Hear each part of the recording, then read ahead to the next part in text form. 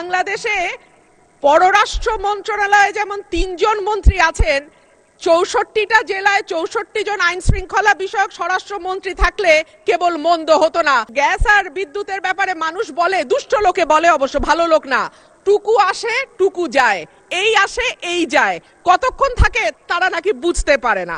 মাননীয় স্পিকার, আপনাকে ধন্যবাদ। মাননীয় স্পিকার, আমার বক্তব্য মূল্যস্ফীতিতে মানুষের জীবনে নাভিশ্বাস উঠা প্রসঙ্গে। ১৮০ দিনের অগ্রাধিকার তালিকার মধ্যে এই সরকারের প্রথম ৩টি কাজের একটি ছিল আইন শৃঙ্খলার উন্নতি, ২ নম্বরে ছিল দ্রব্যমূল্য নিয়ন্ত্রণ এবং ৩ নম্বরে হলো জ্বালানি খাতের নিশ্চয়তা। মাননীয় স্পিকার, আইন শৃঙ্খলা পরিস্থিতি নিয়ে কথা বলতে গেলে মুশকিল হচ্ছে আমাদের আইন শৃঙ্খলা সংক্রান্ত যিনি স্বরাষ্ট্রমন্ত্রী আছেন তিনি হয় ব্যঙ্গ করেন আর না হলে বাকচাতুর্য দিয়ে পুরো বিষয়টিকে ঢেকে দিতে চান।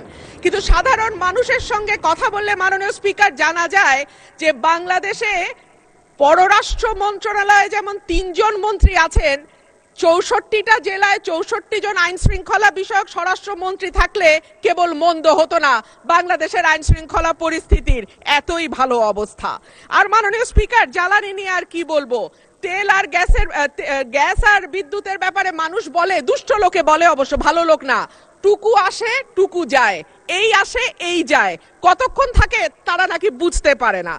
এইবার আসি মাননীয় স্পিকার, যখন তেলের দাম বাড়ছে, যখন বিদ্যুৎ হাহাকার এবং যখন গ্যাস পাওয়া যায় না, তখন ১ কোটি নতুন কর্মসংস্থান সৃষ্টি করবে বলে যেই সরকার প্রতিশ্রুতি দিয়েছিল নির্বাচনে, সেই সরকার ক্ষমতায় আসার ৬ মাসের মধ্যে ৬২,০০০ লোক তাদের চাকরি হারিয়েছে আর ৯০০-র উপরে কলকারখানা বন্ধ হয়ে গেছে।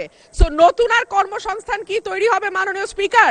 যারা আছেন চাকরি করছেন তাদের চাকরি আর কতদিন থাকে আল্লাহ মাবুদে জানে।